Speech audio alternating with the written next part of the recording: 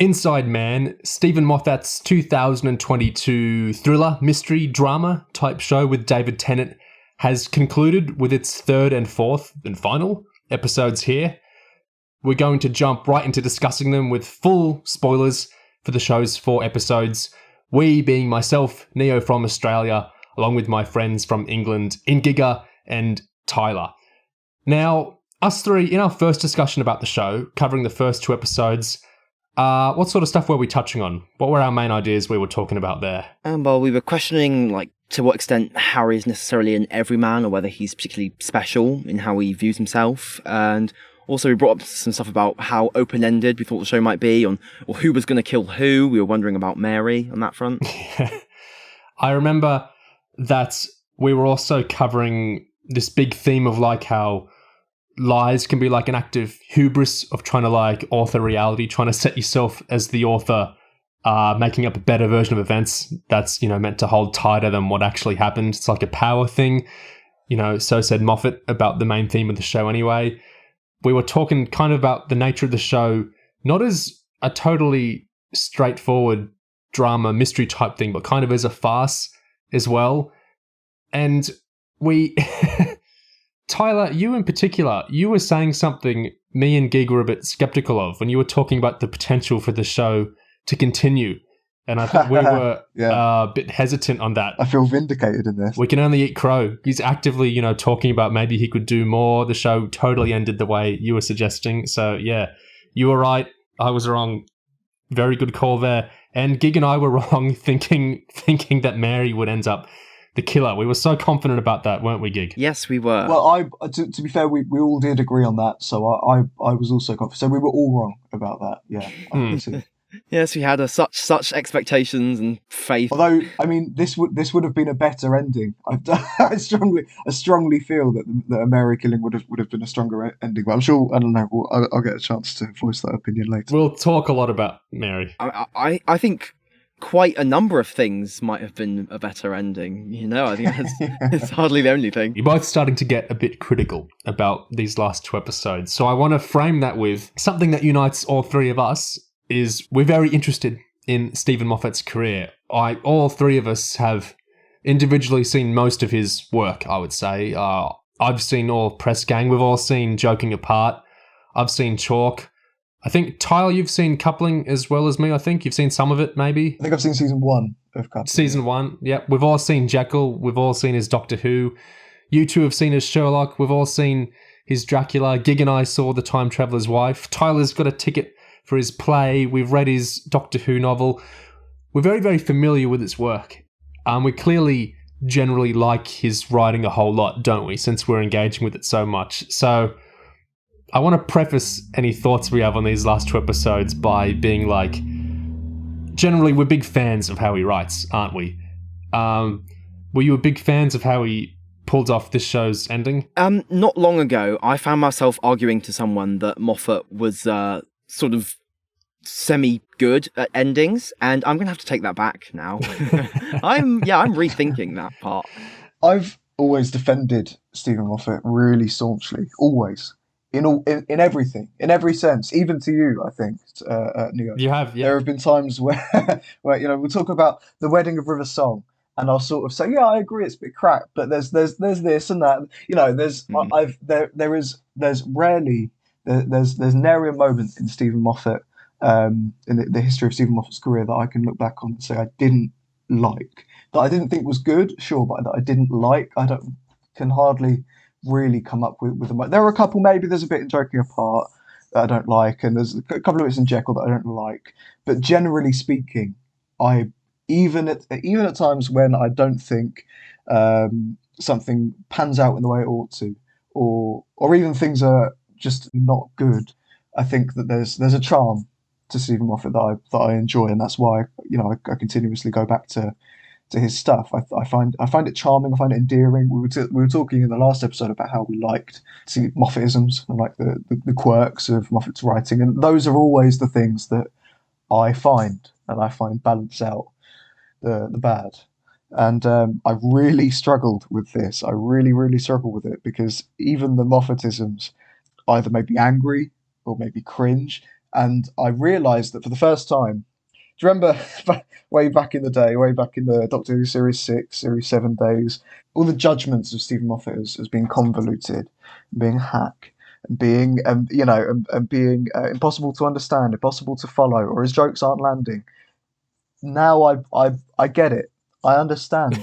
I am in that position. I've fully understood that. Oh God, this is just absolute ridiculousness, and none of the humour is working, and nothing is working, and it's so wrapped up in his own head and so far up Stephen Moffat's own arse that I just it's impossible for me. Not impossible to follow, impossible to accept. I can't accept it. I'm very sad about it, actually. Well, I think I like these last 2 episodes definitely more than you, Tyler, but I also came away with this similar kind of feeling of, oh, I understand a lot of complaints which I used to not understand, or I used to think were sort of ill-founded. Like, often you see people complain, like you talked about people saying Moffat's too convoluted. And I think there's something kind of similar to that when people are like, Moffat's too patronising, or he's setting his shows up in a way where there's developments that you're not really privy to that he's kind of holding over. People seem to have like this, sometimes people feel like Moffat's flouting his intellect, or he's like trying to make you feel inferior to his intellect. And I've always thought that's mostly nonsensical, or it's being done like specifically as a type of joke and not like an actual weird misjudgment of how this is going to play to an audience. And I'm hoping someone can explain this stuff to me better so I could appreciate it more. But a lot of the Jefferson Grieff stuff here, I kind of understand what people say. I'm not saying I agree with their criticisms for other shows, but I kind of get the feeling of like this character is like condescending to a character, and by proxy, I think to us, the audience, of, oh, you don't understand so-and-so. Well, keep thinking about it. But we're not given any of the tools to understand it. And then this smart character just keeps like taunting us that we don't understand it over and over. And Lydia West's character just keeps going like, what, and not understanding. And this happened in multiple episodes of the show. And I'm just confused why Moffat wrote that. Like, I don't really understand. Is it meant, like, I get that it's sort of meant to be irritating, like in a playful way, but if you keep doing it, is it actually meant to irritate us? Like, in what, is there meant to be a payoff? Is there not meant to be a payoff? I was confused by some of that stuff. Can you think of like examples of Jefferson Grieff patronising stuff that were a bit weird to you guys too, maybe? I mean, well, it's practically the whole show. I mean, he's doing it in almost every episode. I mean, that whole bizarre sequence in episode 3 where, I mean, really quite a pointless sequence where Beth gets that additional morality test from Morag, and it turns out Grieff was listening in on the phone the whole time, and it's like, what? Why are we doing this? you already judged Beth to despise you in the first episode. Why are we doing this all over again? I think Moffat is indulging one of his worst instincts with Grieff, with this character, in that he seems to just be really reveling in just being able to write a character who is smarter than everyone and superior to everyone and omniscient and at complete peace with everything and not particularly emotionally invested in anything, and who just gets to get the last word on everything.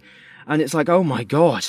You know, when he has written this kind of character before, that's been with a view to interrogating that character and their hubris, their ego, their selfishness, their toxicness, the way in which they hurt people around them. And that's often been really compelling, really interesting. He does it all the time. For some reason, with Grieff, in this case, he just didn't do that second bit. Yeah. He's just been one-notely portraying this character who just never actually gets to show another side. We never get anyone else's take on him. We never get to expose any flaws in how he sees himself. He just gets to be basically practically the narrator of the whole show, who is just lauded above everyone for the whole thing. Because gosh, isn't he fascinating? Isn't he great? And the result is it's quite boring. Yeah, this is where also I have to eat some crow to Tyler's victory here, is that in our first discussion, Tyler, you were saying you weren't really connecting with Stanley Tucci's performance because you were finding it very like understated or like held back.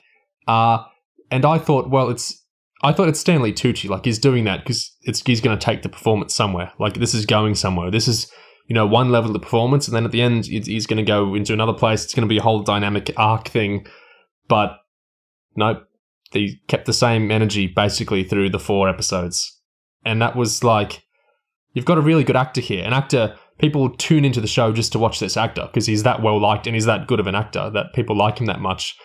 And so, yeah, it's cool that he's in here, but I'm not saying it's a fault of his. I think you could say it's a fault of the script for giving him material which he seems to find like one energy to play.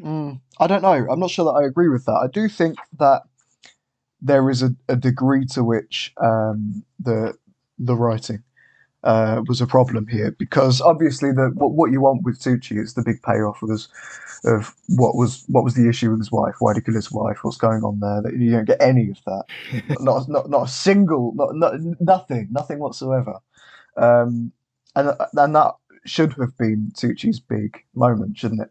But I do also think that there was plenty for Tucci to chew over. I really do, and I plan to. I'm hoping that these scripts are released because I would like to read them.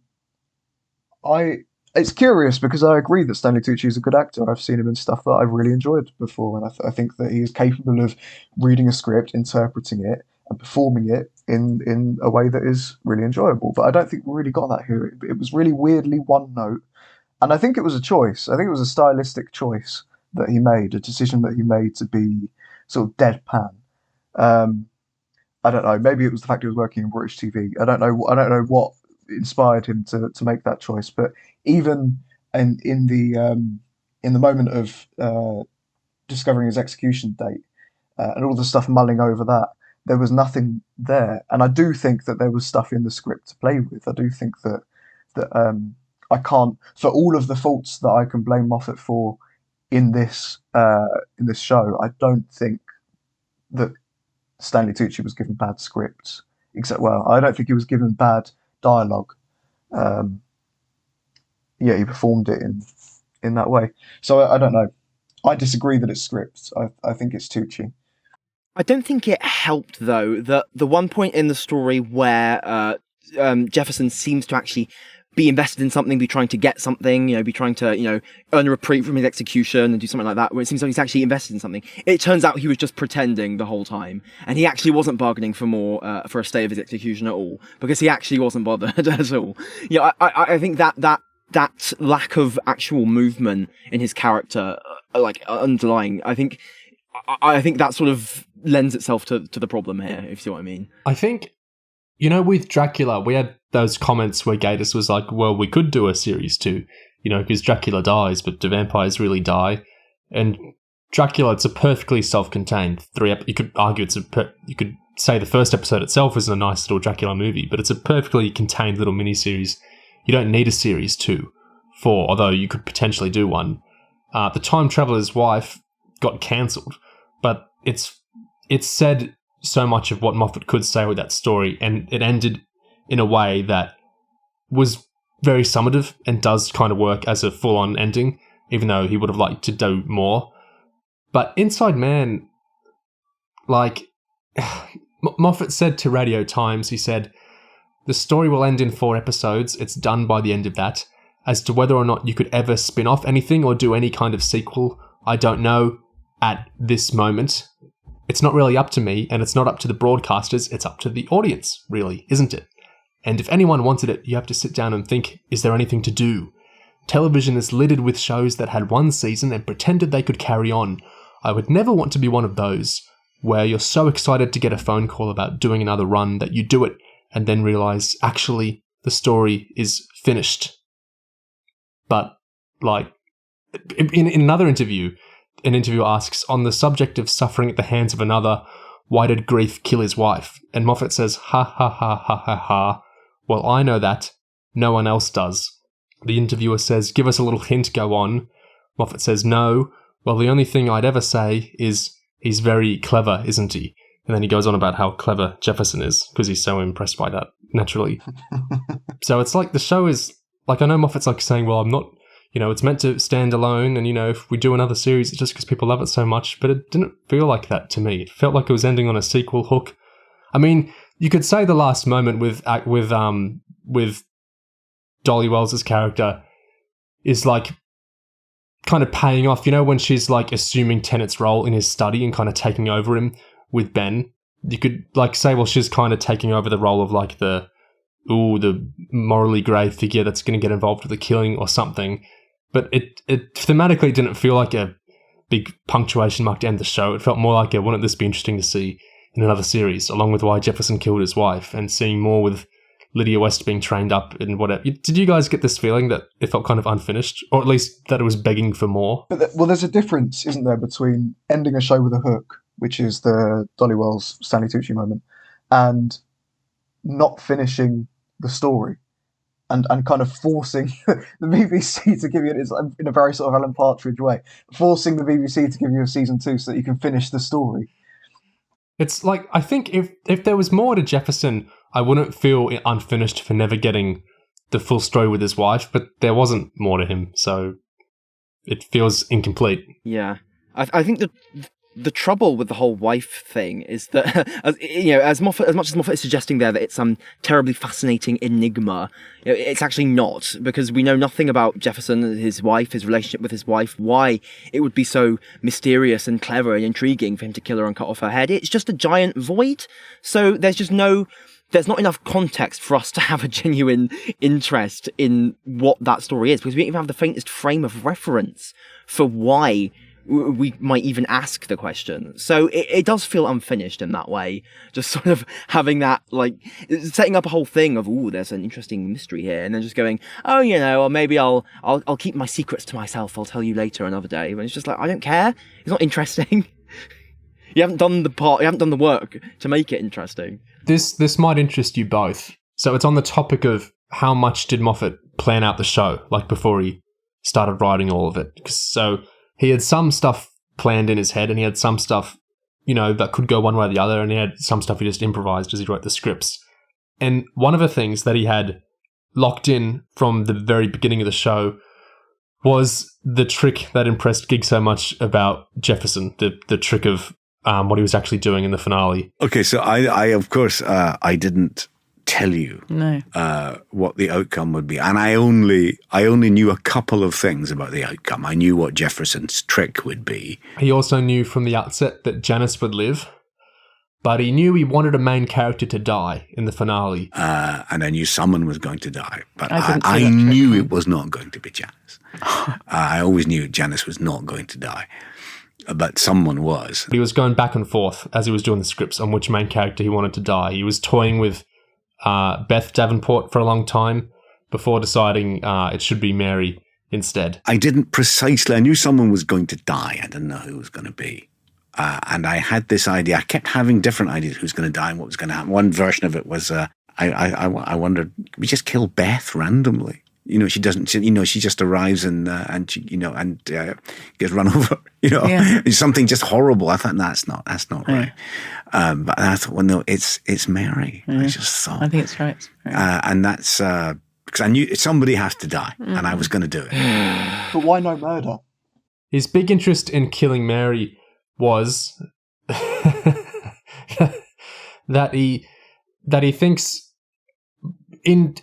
I'll talk about this more because it seems to be the other big theme of the show for Moffat is like people don't normally do this on TV, so I wanted to, or in real life people do this and they don't do this on TV, so I wanted to do this in TV. He was talking about how you don't see characters like look both ways across the street much in TV, and so he thought it'd be cool to, he actually said Mary's one of the all-time great deaths because she's not looking both ways. You're joking. And then one of my bugbears watching television, it nearly happens in Inside Man itself, and I remember just saying, no, look before you cross the road. It's one of my things when you watch TV show. People just walk across roads. They do in real life too. Yes, they do in real life, but you cut off and die. But really in television, it's outrageous. People just constantly drifting into the road and think, no, you die. You're not going to live very long. So I thought, well, let's just do it. Okay. I'm Mary in the midst of a perfectly reasonable tirade, desperate to go to the loo, desperate to get away from Beth, desperate because her son's in the cellar, walks backwards in the road and just gets killed instantly. After surviving that whole really funny knife situation. Yeah, and again, it's the sort of ludicrous inability to have a proper fight. And when she goes going whoosh, whoosh with the knife. And then there's the scene when they run down the stairs. And that's quite shocking. There's a hilarious bit, which is the very last thing that Lindsay did on the show, was where she rushes down. She says, "I'm terribly sorry," and then rushes out the door into that. I think it's one of the all-time great deaths. He thought it'd be a cool thing how TV doesn't normally have characters looking both ways. So that was one of the reasons he chose Mary to die instead of Beth or another main character. That's fucking insane. I'm sorry. There's just no nice way of putting that. That's just fucking insane. This is ridiculous. I literally am shocked. I'm flabbergasted that this is a show about murder, and a show that is philosophizing about murder and how one commits murder, and Grieff's philosophy that everybody's a murderer. It just takes a bad day, and yet there's no murder.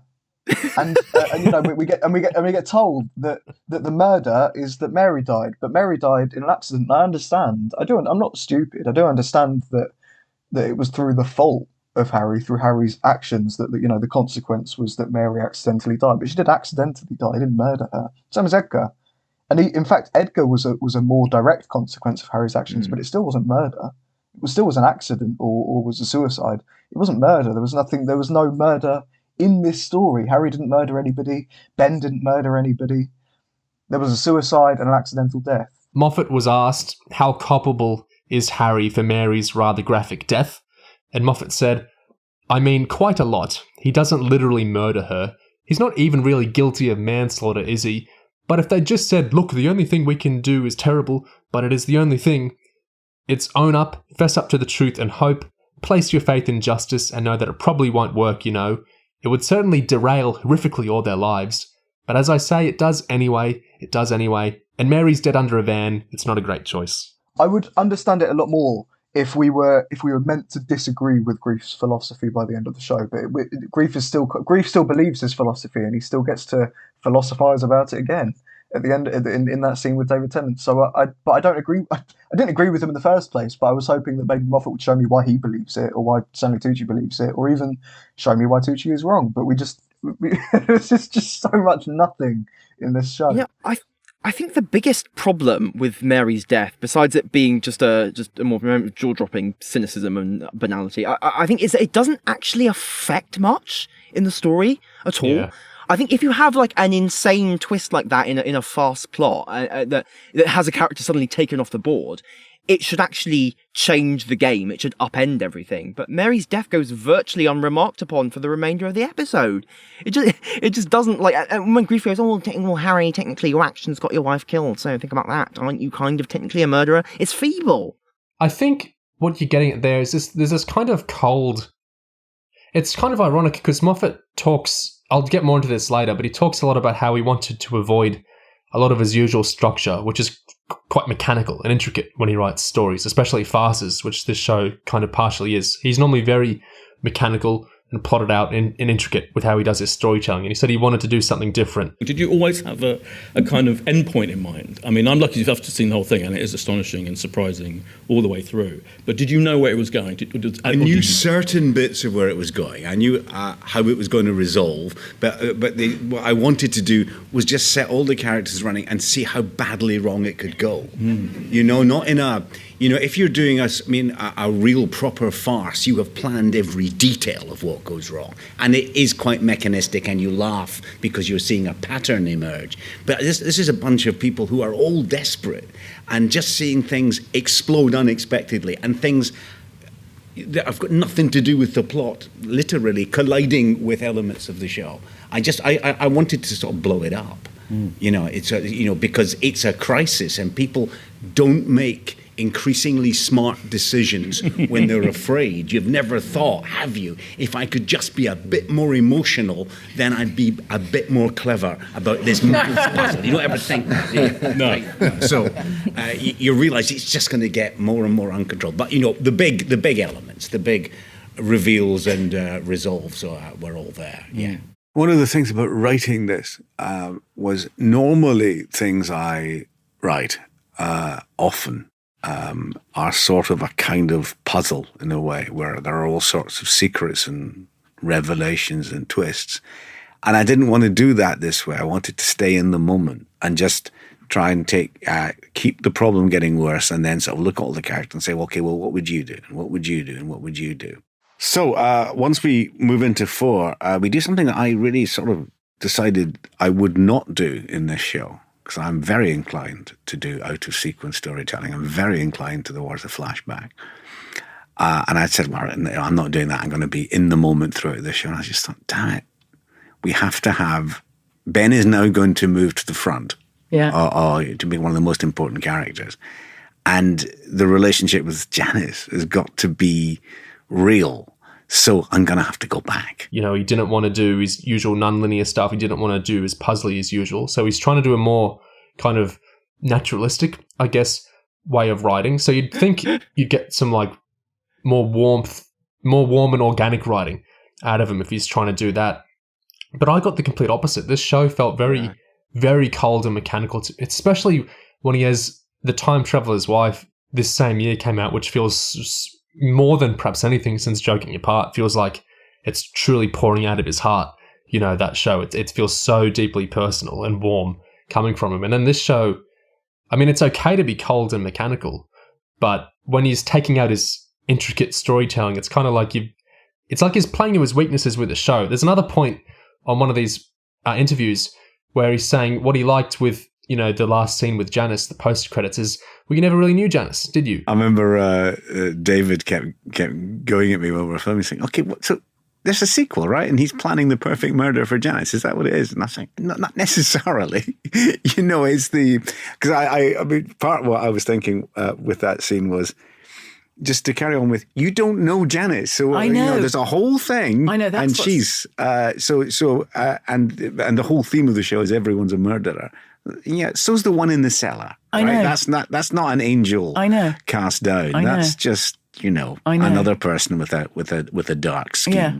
So if, you know, we could do nothing at all. I know. And for me, that's a perfectly good ending with, you know, Jefferson Grieff 3 weeks from death saying, you know, yeah, okay. He says it's interesting that, you know, you don't really know people that well, you know, in shows and stuff. And I'm like, well, but that's not interesting. you're the one writing the show. If you're under characterizing a character, I don't understand who's meant to be impressed by this. You're like saying, it's like the Jefferson thing. It's like, well, you didn't work it out. I tricked you. It's like, but you're the one who wrote it. Like, it's not real. Like, I don't understand where this weird sense of like intellectualism is like coming from. So it's like the banality of Mary's ending, and then like, well, look, Janice was different than you thought all along. You know, people are more than you know, but they're characters that you made. I'm confused by the kind of outlook behind this story. You know, I think a lot of the insight that the story is trying to offer at various points is honestly quite just flat and not that interesting. I mean, every time there's a line about how, gosh, it isn't like this in the crime TV shows, and gosh, no one ever needs to pee on Columbo, and gosh, oh, it's only our first go doing a murder. The police have lots of experience, and it's like, oh God, you know, Moffat could churn out those on a conveyor belt for eternity, but it wouldn't make them actually. I think past a certain point, they're not actually worth saying anymore. They're no substitute for writing characters and who actually have interiority. It's like he's stumbling upon you. Hey, in real life, certain thing happens, and then he's putting it in the story, but it's like that doesn't make it good storytelling just because it's real life. And I know he knows this because, you know, like we were listening to last week, he was saying how life is more like a comedic sitcom more than like a drama where everyone's dour all the time. So I know he like has a sense of the way you present things in fiction, you know, can or cannot be realistic. It has to, you know, accord with a certain style you're going for. So my theory is always that life is far more like a sitcom than it is like a drama. I mean, in drama, people remember to be serious all the time. Yeah.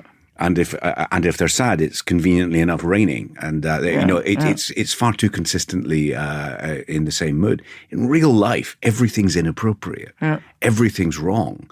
You're saying goodbye to the love of your life, and you're never going to see them again. But you're desperate to go to the loo, so you wish they'd hurry up. You know, I mean, there's that. Do you know what I mean? The comedy is what our lives are like: inappropriate, badly timed, in poor taste. Yeah. With lots of low humor. That's what our lives are like. And that's what I think at the beginning of Inside Man, when we first meet Harry and Mary and Ben, it's a sitcom about a vicarage that just takes a slightly dodgy turn.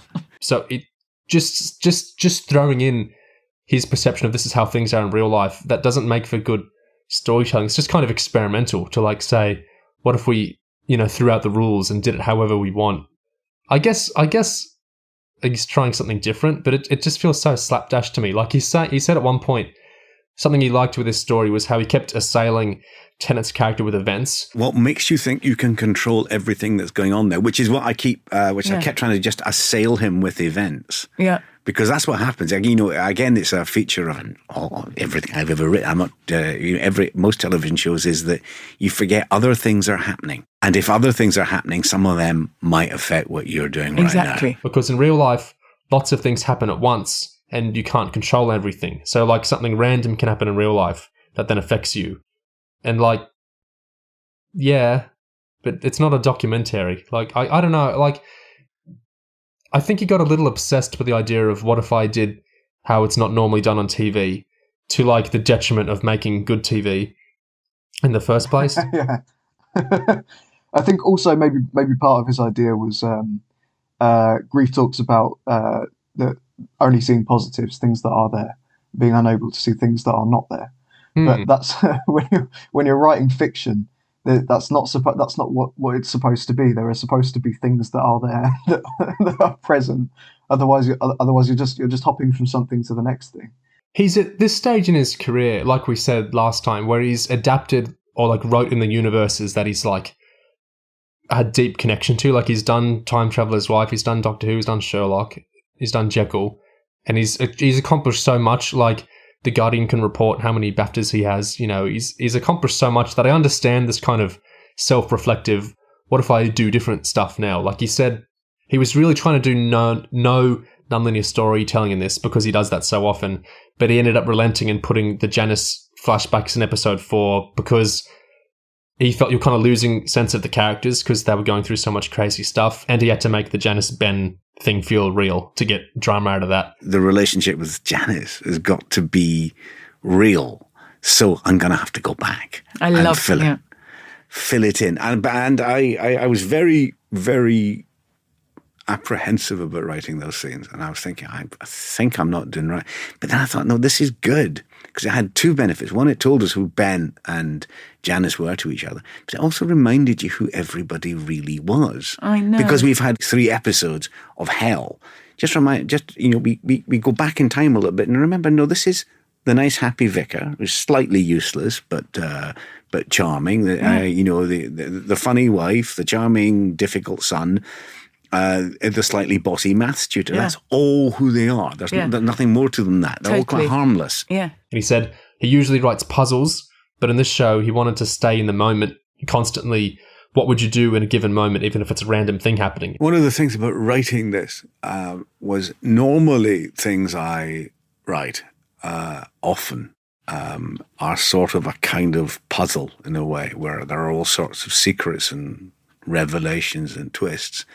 And I didn't want to do that this way. I wanted to stay in the moment and just try and keep the problem getting worse, and then sort of look at all the characters and say, well, okay, well, what would you do? And what would you do? And what would you do? And to keep it honest and keep saying things about, and the rest of the world is still going on. So the wrong guy will come to the door and do something, right? And interrupt and be completely wrong.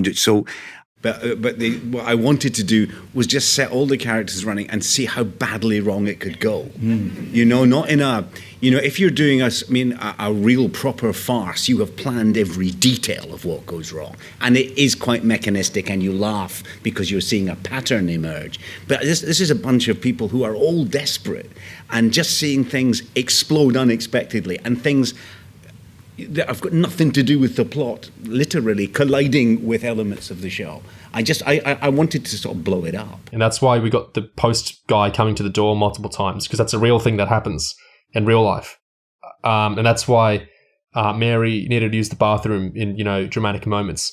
Those ones I thought kind of worked, though, because they kind of played into the drama, they heightened the tension. But there were other things where he's like just adding, this happens in real life, where I feel like they weren't very effective. Kind of on that note, I thought when Mary ran into Beth eventually, and it sort of descended into this quite sort of broad, sort of silly comedy, which revolved around Mary trying to keep up this performance of being threatening and like dangerous, but being incredibly bad at it, because she's just like an utterly unthreatening person, and she's not actually capable of like horrific violence and stuff like that. She's just waving around a bread knife, and it's all very silly. I thought that bit was like pretty funny, and I wouldn't have minded if that tone had persisted throughout the rest of the episode, because I think at the very least there's an element of an underlying theme in there, which is that regular people aren't like the glamorous murderers that you might see in Death Row or whatever. They are just stumbling and shambling around through this, and they don't really know what they're doing. And that's not exactly a new theme, characters who don't know what they're doing, getting embroiled in the whole thriller drama, but it's at least something to be getting on with. It's something to look at, something to explore. It's something fun. The fact that it just immediately led to Mary wandering out into the road and having a shot parallel with the road, so you can all tell like a few seconds in advance she's going to be hit by a truck, and she just gets reduced to a smear on the road. It was terribly disappointing. And that ridiculous Morag line where she comes up and she's like, what the fuck's going on here? Morag connects to something I find quite confusing about the show and what Moffat was trying to do with it. Because Morag's big thing is like, crime is crazy, little lady, like crime is bad and I do crimes and crime is hardcore and stuff. And like, okay, sure.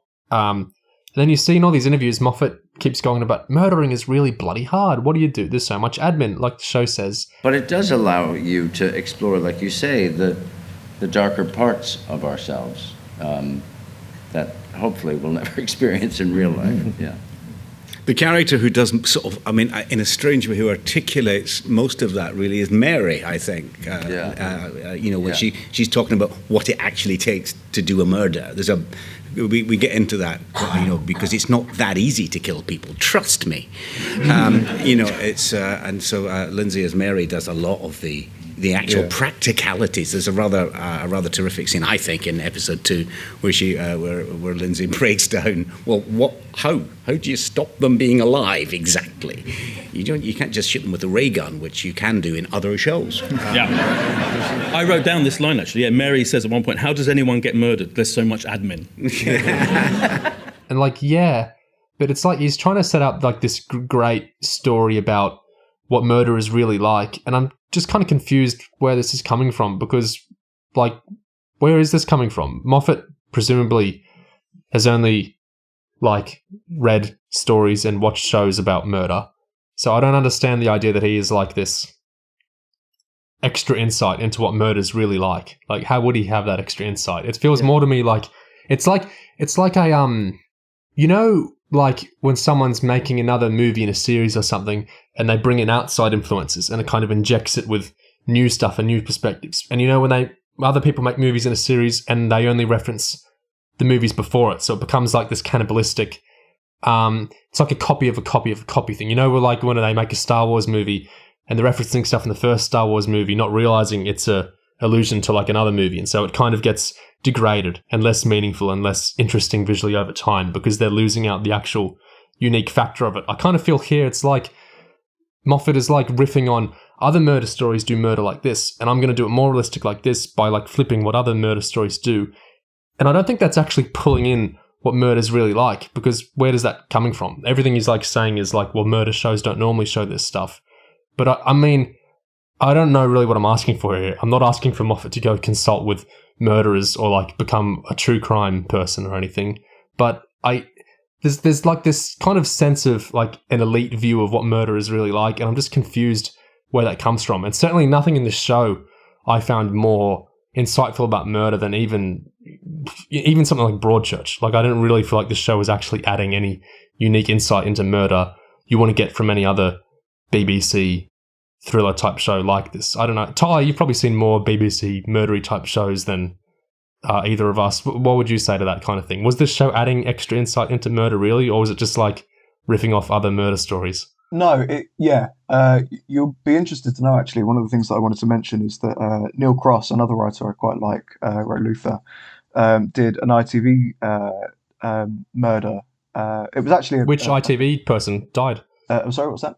You said he did an ITV murder. Did they not commission something? Oh, right, I see, yeah. He did an ITV like murder drama thing. Right. It was like there's like a spectre haunting Russell Tovey. there are bits of it I could enjoy. Russell Tovey was all right, but generally it was crap, and I was quite disappointed by it because I do like Neil Cross's work, but it was sort of a farce and it was quite embarrassing, and ended in a really ridiculous way. And this reminded me a lot of that, in that there's very little substance to it, and I feel like it was.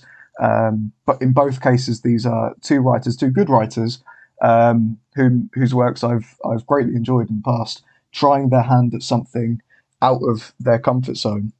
And I don't know what it is. I can't say for Cross, but I can say for Moffat that I don't think he's put enough effort into this. I think that's more the issue than anything else, really, isn't it? It seems to be sort of like a what would happen if I did this, rather than I'm gonna produce some scripts and really whittle them down to the best they can be. I think it's just, you can kind of feel, or I mean, if a writer's fooling me, then that's great. That means they're writing it well. But I think sometimes you can kind of feel if something's being written from a kind of real world knowledge, or if something's been written from just like this intertextuality bouncing off other texts that are bouncing off text, and who knows how many texts you have to go up before it's someone who's actually engaged with something. You know, I've read a novel series once where like the first 11 books were from an actual soldier who fought in actual, he fought in the Vietnam War, he killed men, he killed women.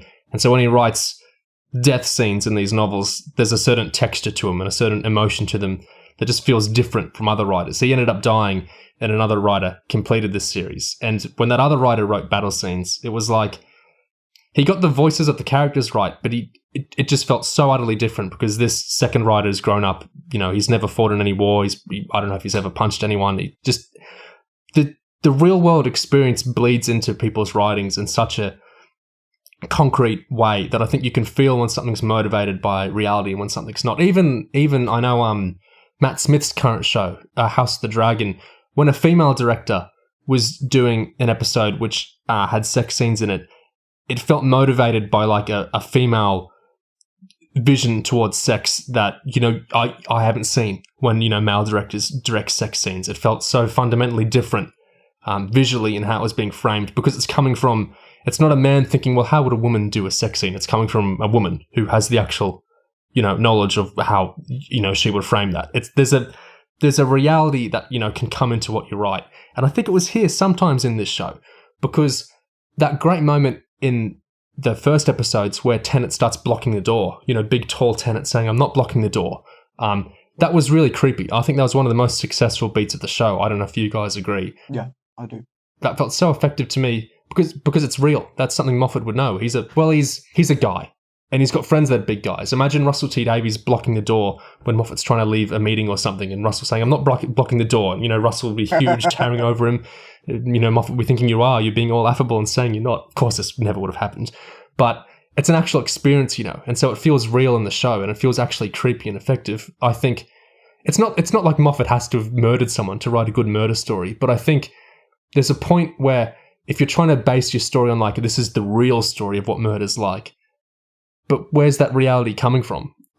Yeah. Moffat is not actually a criminologist. He just comes up with word plays and shit, and then writes a criminologist character who notices the word plays. And he's not even like a criminology nerd, I think, the way Neil Cross is my impression. And so there's absolutely zero wrong with not being, super knowledgeable about some topic you're doing in your story. But I think it's something wrong when you're trying to set that story as like the real story of how this stuff happens, when you're not that...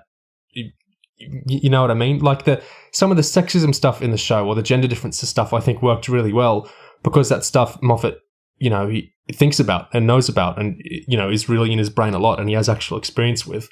And you don't need that for everything. But when you're like trying to say, this is what murder would really be like, Columbo doesn't show you this.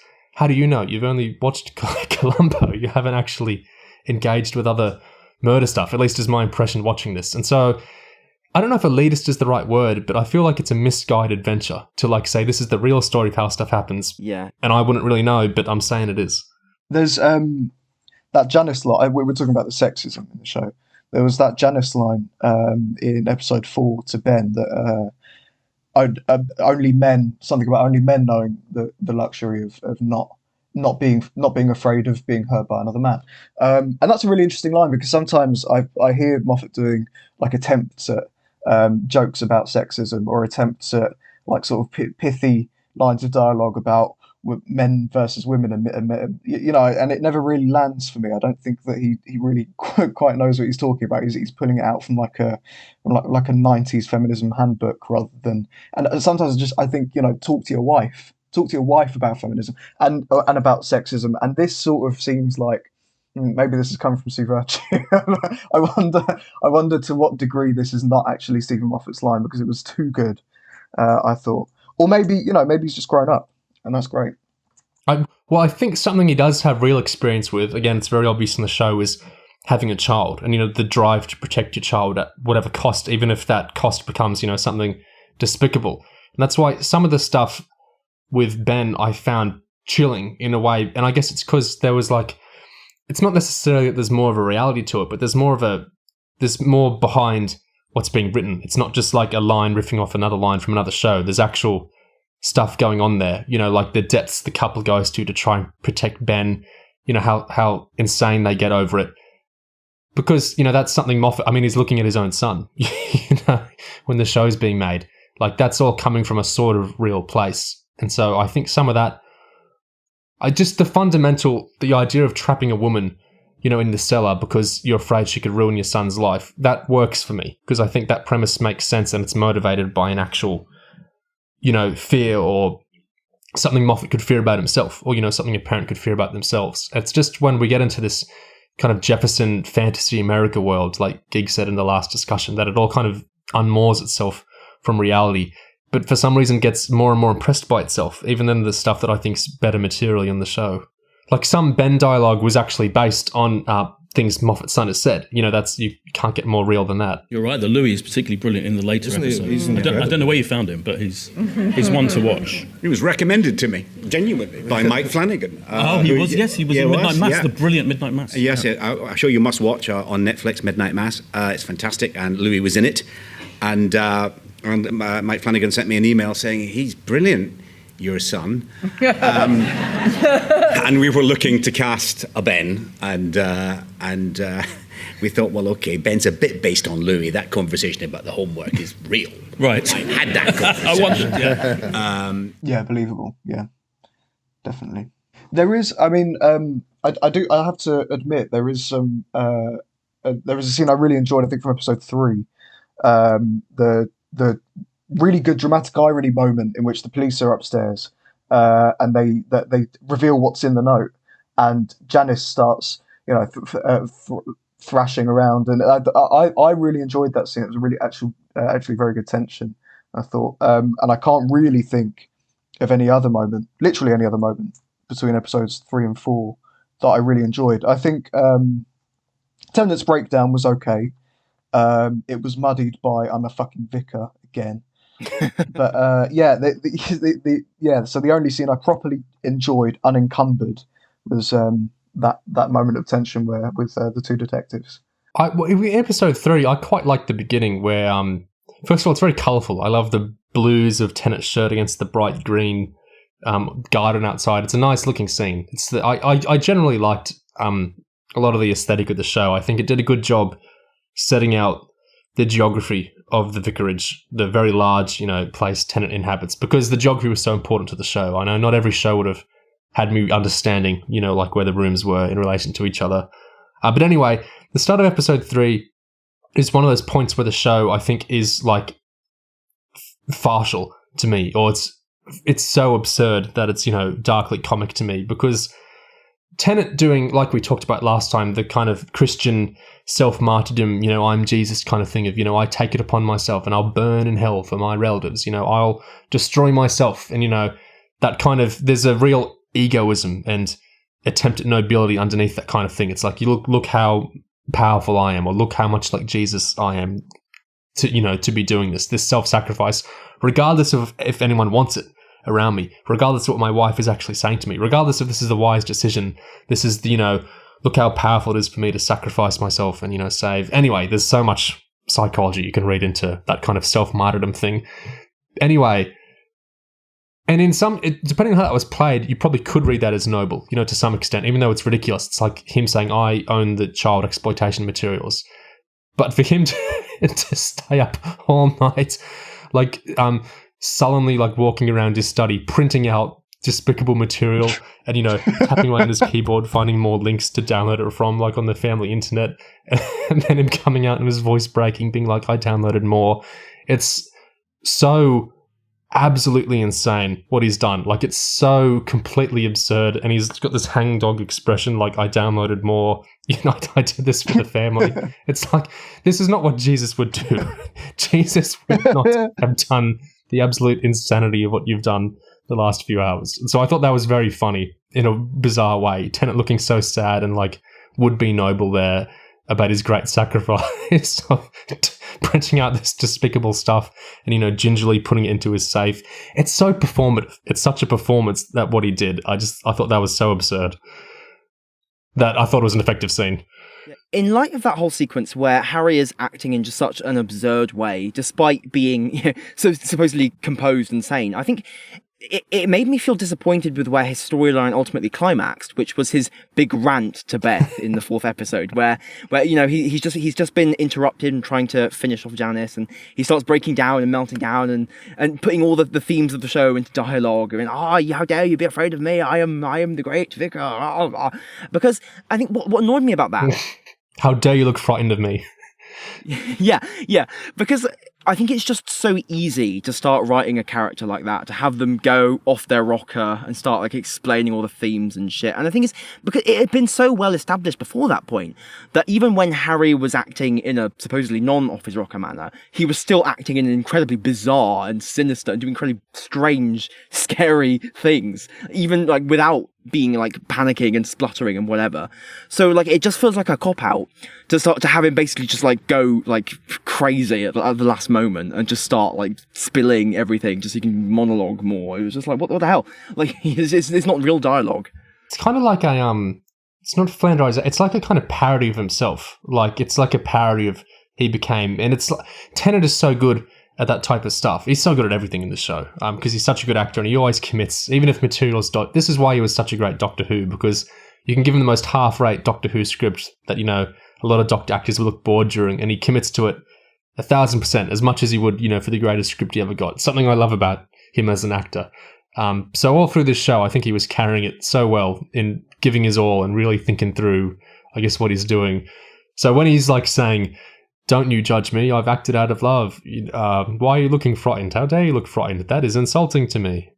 Don't you dare tell me what to do. I'm a husband. I'm a fucking vicar. Like, it's very entertaining to watch him do that. And it's saying themes of the show out loud and stuff. Yeah, but I know what you mean. It's like a reduction of the character, who I think it was quite an interesting character across the show. And we had this great interplay of, you know, there's some like decency about him. And then there's like this undercurrent of, like, I don't know if we want to say malevolence, but like arrogance and like the lying his authorship stuff. There's all this interesting stuff about the character you could dig into. And then it's kind of a shame, as scenery chewing and great as it is to watch, to see him kind of openly reduce himself in that kind of dialogue. And like, I don't disagree with the idea that deep down a man like this is what he's saying there.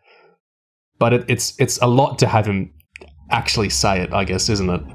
I think there's kind of a pattern with the characters trailing off in a way at the end, because not only do you get Tennant sort of like just freaking out and just babbling there in that scene, but you also get Mary just, you know, panicking and wandering out into the road, and then you get like Janice passively basically achieving nothing in the whole of the last episode, and you get Ben getting carbon monoxide poisoning, going crazy and beating over the hammer. In all of these cases, they're actual characters and characterizations and things associated with them as characters don't end up playing into how their stories wrap up very much at all. It just becomes kind of arbitrary. Like a completely different character can end up wandering into that exact same those exact same positions without like, it doesn't feel very specific to them. It just feels like we've wasted our time. Like, I was fascinated how in episode 4 we get that whole sequence of Ben and Janice but Janice is tutoring Ben. We get more of their relationship, we see more of their interiority. Like, it feels like that would be a perfect launching pad to have Ben and Janice's storyline actually be character driven somehow, have them reach some sort of interaction or agreement. But no, Ben gets carbon dioxide poisoning and just beats Janice up with a hammer. It's just so anticlimactic in every way. It's a rejection of the idea of working with theme or character in favor of just sort of farting out a bit of mayhem. I guess it's, you know, Moff usually writes with such intricacy, and here he's doing a little more improvisational. He's not as I think he's more mechanical in some ways. He's not as mechanistic. He's not as planned as usual. That's why there's so many tangential elements that like collide with the plot. And he's really interested in people not making smart decisions, like he might normally write smart characters. But it makes this trailing off sense that his finales don't usually get. Which, yeah, I also thought the "that is insulting to me" speech it feels so summative of the character, like we're saying, like too much so. Yet in an interview, Moffat is asked to what extent narcissism or narcissists play a part of the show, and Moffat seems a little taken aback. And he's like saying he doesn't think that narcissism is much a part of the show. He says Harry's not a psychopath. He was just trying to do the right thing. That's the idea of the show. And I was confused by that because, I've seen episode 4 and I thought that last speech of his is like directly contravening Moffat saying there's no narcissism much. Narcissism isn't really part of the show. Harry's not a psychopath. Narcissist. I don't think there are many in this show. Actually, of the kind you describe. I think the tragedy is they're not psychopaths. Harry's not a psychopath. He's trying to do the right thing. And he's doing it badly. He's doing it wrongly. But the most interesting question you could ever ask in the whole world is, why do good people do bad things? We know why bad people do bad things. It's a boring question, right? What have you done to her? You dare! Don't you dare judge me! I have acted out of love. I have acted out of duty. I have done my best and nothing. None of this. None of it is my fault. Okay. Why are you looking frightened? How dare you look frightened of me? That is insulting to me. Just put the hammer down, okay? No, don't you dare. Don't you dare tell me what to do. No, I didn't. I am a kind and loving man. I am a husband. I am a father. How dare you look frightened of me? Look at me. Look at me. I'm a fucking vicar. But what he was saying at the end there, I don't think he's a psychopath, but I don't see how you can say narcissism wasn't a huge part of the character. If Moffat didn't see it, Tennant certainly did. I think it was Paul McGuigan that did this, isn't it? Wasn't it? So I think Paul McGuigan did. It was definitely there. It was definitely present in the character. There's Paul, our director, he said something interesting. He said he wanted people screaming at the TV watching the show. And also, I also liked there's a film called The Out of Towners, which is a Jack Lemmon movie, and I always remember watching that and thinking, why are you doing that? What the fuck is wrong with you? And then I think that's the whole idea. I want people to be screaming at the TV going, why did you make those choices? What were you thinking about? Because it's desperation. And that's always a great thing about this. Well, certainly I was screaming at the TV for people's choices quite often. Sometimes it was the characters. There's also the director and Tennant. Another interesting thing they said was they wanted to direct and film, like visually and the performance, the Tennant stuff in the early episodes to feel like a sitcom, and then strip away the style into like a totally different visual and performance style in the later episodes. And they definitely did that. With David and the story there, and we kind of wanted to make that. It was interesting you said about sitcom. We kind of wanted it to feel very cozy and very polite, And then eventually, as you'll go on to see episode 2 and 3, the camera starts to get very active and starts to move around the house and therefore builds that, and so it takes away that sitcom element to it, sort of strips it away. And I think that's what's interesting about the show for me, was I was so intrigued by how the starting point and the end point, where those two things end. And I'm sure everybody watching it tonight will think, well, where does this go, And that for me as a filmmaker was really interesting, I like Moff sitcom, but this didn't stick for me. I don't know about you guys, but this stuff. Actually, you know what? Well, I suppose, Gig, you did say that that Mary waving around the bread knife. You didn't sound overly enthusiastic about it, but you did say that you could find some humour in it. I really struggled with that. It was at that point where I just thought, oh, it pulled me out. Yeah. God, what is even the point in me? Yeah, was even the point in me finishing this show? And I do normally enjoy the Moff farcical sitcom stuff that he does, and I think that in other shows with other actors, maybe that could have worked, but it didn't work in that instance for me. It was so bad. It was really, really awful. I didn't like the performances of it either. I thought it was just dreadful. I haven't a lot good to say about this. I haven't a lot bad to say about it either. I messaged Neo yesterday, so I feel so depleted by it, and it genuinely did upset me a bit. I went to bed and I was so energized thinking about it, but not in a good way. In like I'm shocked and offended at how bad it is that I couldn't sleep for hours. And I was just staying on my phone and doing other stuff because I was so raring to talk about how upset. But you wouldn't have had much substance out of me last night. I was just annoyed. I just feel disappointed.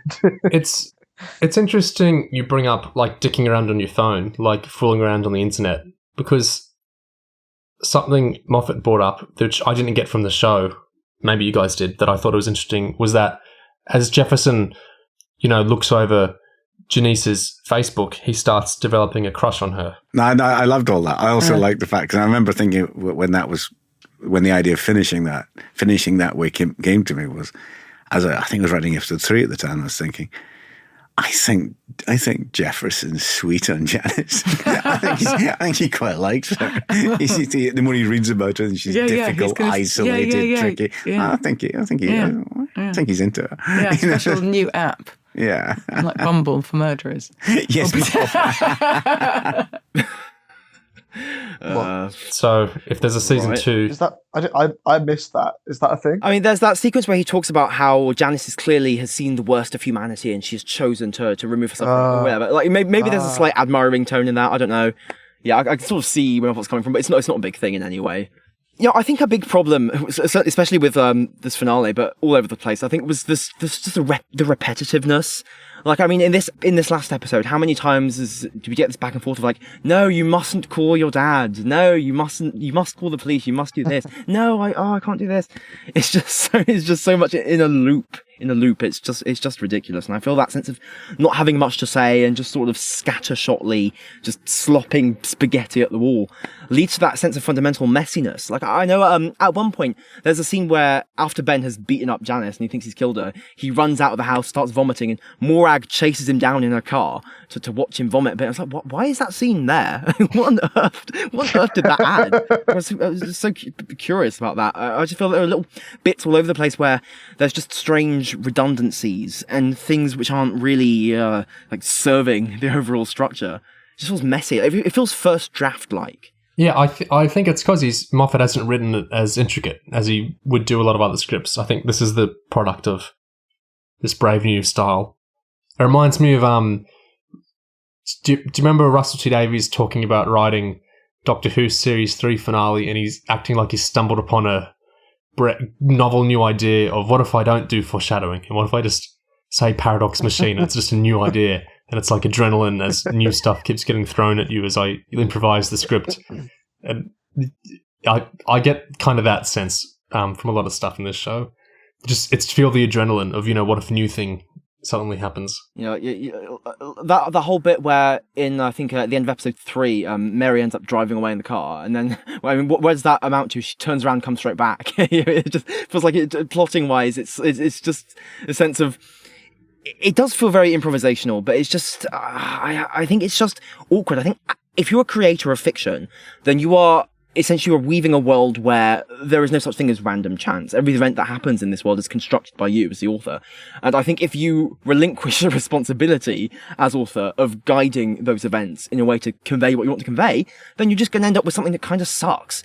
Like, even if you tell a story that is about the unpredictability and chaotic nature of life, it still, I think on some level, needs to be worked through in a way that conveys that idea well. And not just in a way that's like awkward or like redundant or naff. Yeah.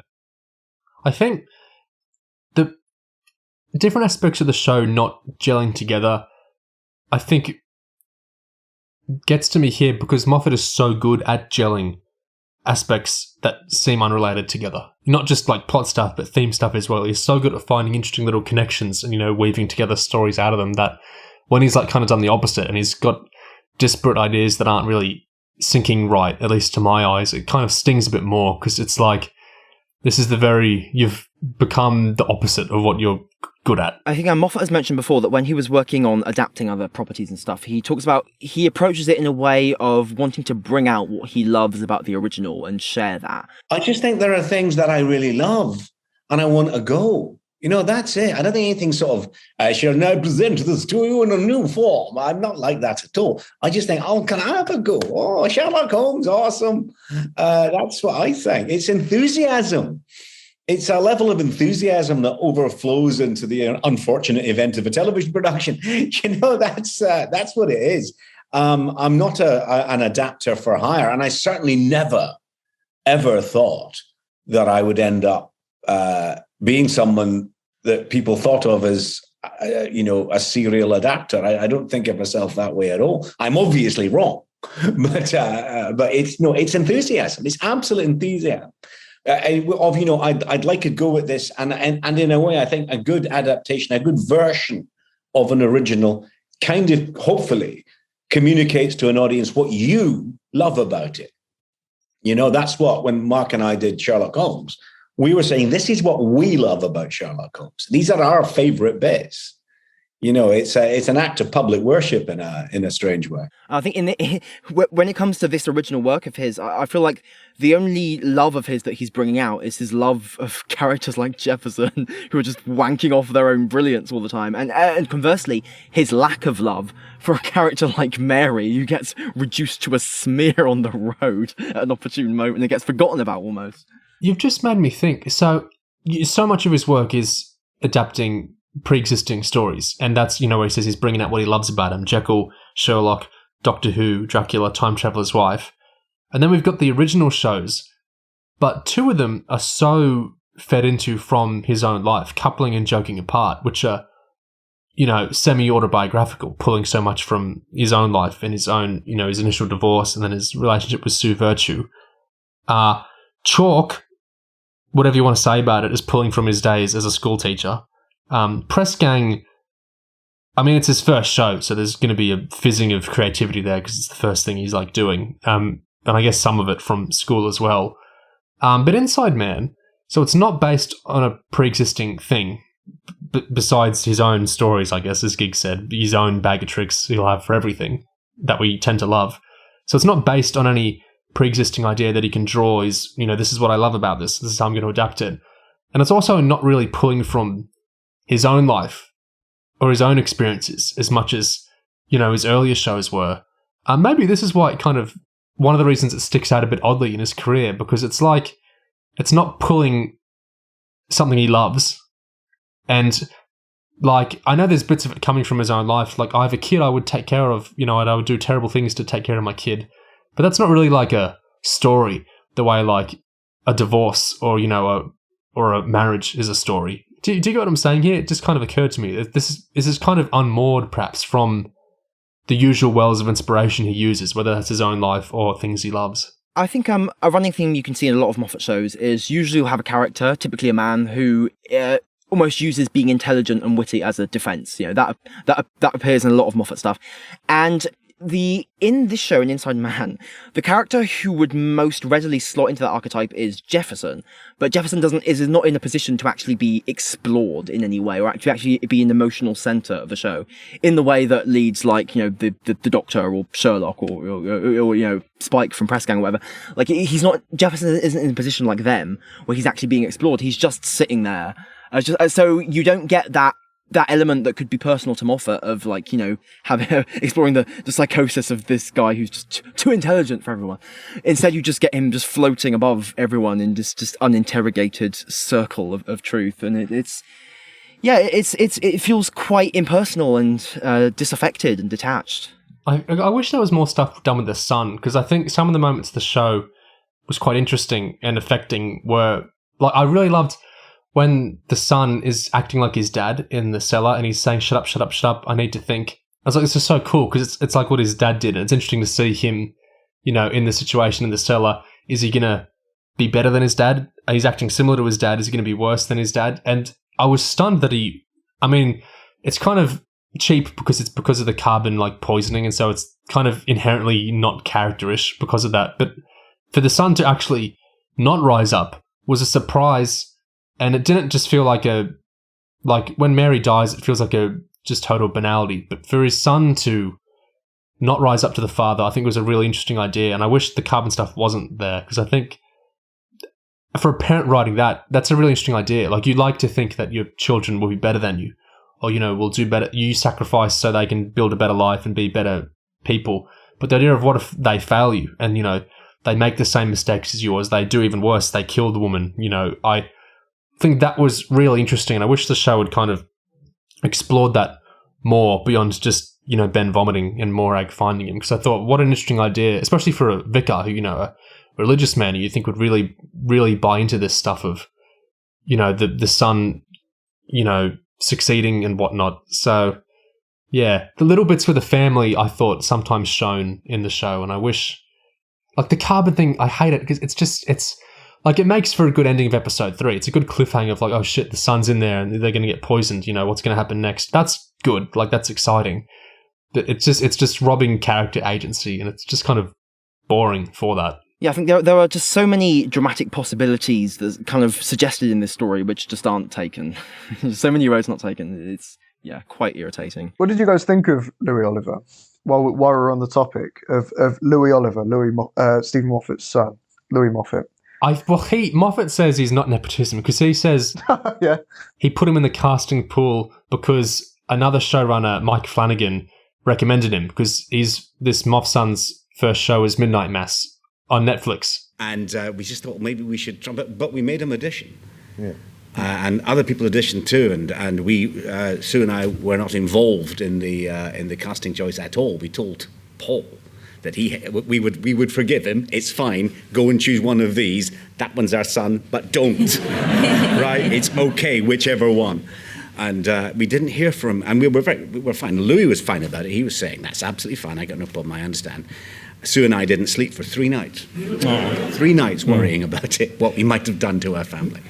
Thankfully, he got the part. But Mike Flanagan is a huge Moffat fan and nerd. So I feel like, I believe him that he thinks Moff's son is good. And I thought he was good in this show, but it's still kind of a bit of a nepotism-ish circle of like one of your super fans becomes a showrunner. And then it's like, your son was really good in my show, man. No, really, guys, it's nothing to do with nepotism. We did loads of auditions. He was the best one. But I thought he was good. Yeah. Like, if you have a bunch of actors and one of them is the showrunner's son and he's playing the son of the main character, there was just going to be an implicit bias there. No matter how much you might try to like look past that bias and get over it, like it's just always going to be there. I think you can't avoid it. And it's not necessarily like death to drama or anything. And I thought we did a good job. But yeah, you can't just pretend there's no factor of it in there. Something I really loved with Ben and his dad was that moment. I thought this is one of the reasons why Tennant's big speech at the end, that is insulting to me. As amusing and entertaining as it was, it kind of saddens me because it reduces, or it kind of blows up the character, is because there were so many interesting little notes of Harry across the episodes. One I really loved was the passivity of Harry when he keeps letting Agatha use the study, and then he brings them coffee, and I keep saying Agatha. Janice. Dolly Wells' character, Janice, is saying, oh, is tea possible? And he just kind of meekly goes and he takes the coffee back and makes her tea. I just think the way he, it's not like she was being domineering, but the way Tennant's character just very naturally kind of submitted himself, I thought was really interesting there. And his wife kind of saying, what are you doing, man? Like, why can't you just assert yourself a little bit? And, it's no one will be insulted if they work out in the living room and you keep your study on Sunday of all days, you're a vicar. I thought that was so interesting. Just such an interesting little note with the character. There was some good stuff with Harry. In a way, it's almost like a mini version of the self-sacrificing, isn't it? Obviously, it's not to the same degree as like making yourself into a paedophile, but as the one who undergoes the burden of not having a study, so the maths teacher and the son can have it instead. Like, it's like a mini microcosm. That's the word I'm looking for. Yeah. I think possibly the worst Moffat dialogue I've ever seen was that scene with Jefferson and his wife's father. That there was two lines back to back that I just thought was so ridiculous, and I can't believe that this. I mean, this went through Steven Moffat, presumably redrafting. Can I predict the lines you're going to say? Yeah, go ahead. I think you're going to say there was a time we were best friends. There was a time we were friends, Jefferson. Best friends. Followed by Is your other one, you're a powerful man, Gordon, more than that, you're a powerful criminal? Yeah, it's so dreadful. It's honestly, it's laughable. It's so bad. Yeah, they really stood out to me, those lines. Where do I know that actor from? Is he from Luther? He is from Luther. He's Luther season 2. He's the guy that he's the ex-cop. Oh, a bit of yes. a sort of bodyguard to Toby. Yeah, yeah, that's right. Okay. And Idris Elba has this line. He goes, why are you living like this? What are you doing to yourself? Yeah, that's right. The character did feel kind of ripped from the pages of Luther. just sort of vague, generic crime boss guy, sort of hardened, sort of like from the Batman version of London, almost. It's a character moment I loved with Mary. When she cut lit Beth, and she says it wasn't me. That I find out it's funny, but I find that kind of stuff so chilling in shows or real life when someone like does something evil and like that. It's not gaslighting, but like that immediate delusion of it wasn't me. It's kind of chilling the unreality, I think, of it, because it's it's like how people can divorce themselves from something. So killing is easy. Well, I mean, I don't have the experience, the same way I don't think Moffat has the experience, but my impression would be that killing is easier if you divorce yourself from what you're doing. And so I think the immediate, it's not me, it freaks me out because it so obviously is you. I didn't really catch that, but yeah, I really like that too, actually, and I'll probably end up thinking more on that. I wish I had caught that. There was something similar going on with Harry, wasn't there? Like in the earlier episodes, just that sense of like, oh, I'm not looking away. Just the constant, the complete like instant denial, and just not actually processing what the awful thing you yourself are doing, just because it's so outside the realm of what you are willing to believe. I think that there's lots of dramatic meat you can get out of something like that, and outside of a couple of moments, maybe Moffat doesn't really sort of delve into it that much. What did you think of the thing with Ben and Janice? The life's different now. Everyone cares what people think these days. I'm not putting my phone away because I wouldn't know what everyone's thinking all the time. That whole sequence felt like maybe it would be quite good in another show. Like I don't know. It didn't seem like it was particularly. It felt like it was fine on its own, and it wasn't necessarily feeding back into the rest of the show in any really like important way. Especially after finishing the episode, I didn't feel like it set up a great deal. Yeah, the things I remember in the last podcast, I complained that Janice maybe was lacking interiority, and come episode 4, we finally got a bit more of a sense of what she's like when she's just with Ben. And I liked seeing all of that. I thought it was pretty reasonable dialogue in itself, but again, not really hugely keyed in, I didn't think, to the whole show. I did like her. This felt like what an actual smart maths teacher, motivated maths teacher would say. Her lines about hard workers are only good at filling up their days. Lazy people look for shortcuts. Maths, when properly understood, is a shortcut. 90% of human inventiveness is an attempt to have more time off and somewhere to sit. Moffat was a teacher before he show ran press gang, and I think that's a very teachery line and a very math teachery line. I thought that was a good line. Yeah, it's like a rare moment where his actual strengths are coming out.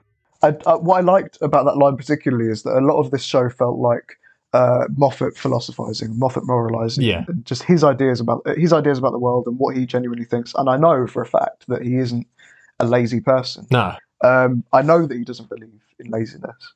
So it was interesting to finally in this show have a character do something that isn't just saying what Steven Moffat thinks, even in some small meaningless way. Yeah, the man ran Sherlock and Doctor Who at the same time. Like no one can call him lazy. He's a freakishly hard worker. Yeah.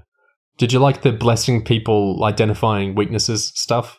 I kind of liked it. I thought it was okay. I thought it was a Moffatism, and then it got to the bless you line, and I was like, oh, okay. So it was not really about trying to do a clever line. It was trying to do a clever pithy line as a result of those clever lines. Admittedly, I do think the fact that Harry's a vicar and she sardonically says bless him at the end, that maybe gives it I mean, obviously it's still pithy, but at the very least that maybe is vaguely tied into the whole religiosity element, but not very well, I wouldn't say. It was the same thing as doing Welcome to the Inside. It does none of this stuff sticks for me. I actually like that. Welcome to the Inside, man. Yeah. I'm a sucker for really cheesy, like title connections like that, so I enjoyed that. Tyler, you brought up Breaking Bad and Walter White in the last discussion, and we had like a dead ringer for that here when Tennant says, "I've done wrong things, bad things, but I did them. I'm doing them for my family." And the show has made it plain, like what he's doing is such an absurdity. And like his wife is outright saying, "Don't do this. This is the wrong idea." And then at the end, he has like his explosion where it's like the Felina-esque, let's say, the themes of the show, thing where he, is, "How dare you insult me? I'm a man," and all that stuff. So yeah, I think Moffat's probably seen. Well, he doesn't need to have seen Breaking Bad. It's a classic. He's a man who's in his 60s. He's, he would have experienced a lot of these emotions, and he's presumably grown past the self-aggrandizing, "I'm doing this stuff for my family," despite my family saying, "Don't do this stuff, and you're doing a bad thing here." But yeah, it was very Breaking Bad-y, that kind of characterization of Tennant's character. As much as you can say like a family man, kind of self-martyring themselves in a way no one wants, is Breaking Bad-y rather than just like a very common thing that happens. Yeah, it was. I know Moffat is an atheist, but I liked the little bits he did with the vicar's religious views. I kind of wish he did more, but then again, maybe this was all he felt he could do well, because I think it was actually really quite interesting. I love that his wife is presumably an atheist, and he's genuinely hurt by that. His stuff about it must be so much easier not believing in hell, which is that classic kind of, I believe him, like when he says that, but it is so self-aggrandizing, isn't it? It's kind of, it's almost Jefferson Grieff-esque, like, "You fools, are not on my level of, understanding what's going on here." But you could actually see how his religion informed him, that sense of self-sacrifice, the kind of, I've seen some people not understand what he does with Edgar. Not the insane thing in episode 2 where he does the very kind of bad thing of trying to make him confess, but just Tennant's like impulse to cover for Edgar immediately. I've seen a lot of people not understand that, which made perfect sense to me. That just the reflexive, "I will fall on my sword," even if it's the stupid decision, even if it makes stuff worse, my impulse is to fall on my sword because that's the good Christian thing to do. That's, how I grew up, people I've grown up around. That the psychology of that made perfect sense to me, what Tennant tried to do there. It's almost the compulsion, and in a way it's the desire to sacrifice yourself, to martyr yourself, to be like Jesus and destroy yourself in protecting someone else. It's because I think it is kind of, not that Walter White seemed Christian at all, but it's a vaguely similar thing in, I'm so powerful, that, destroying myself can protect everyone. This is my triumph as a man. Even though it's like reducing yourself, it's actually kind of enlarging yourself in an interesting way. In religious terms, I totally bought the initial decision to cover for Edgar, even though it was stupid. It always made sense to me. Yeah, I do too. And, we've spoken a lot about Moffat's psychology on here. It's hard not to do when you're really interested in the biography of a writer, isn't it?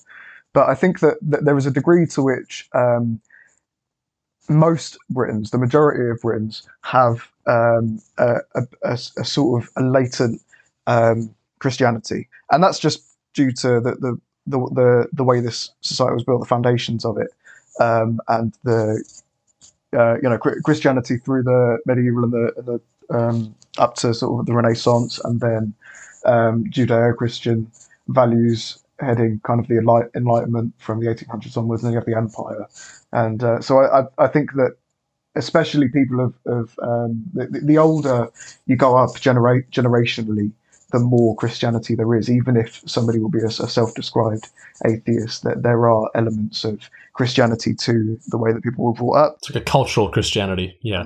The values that they hold, cultural Christianity, yeah.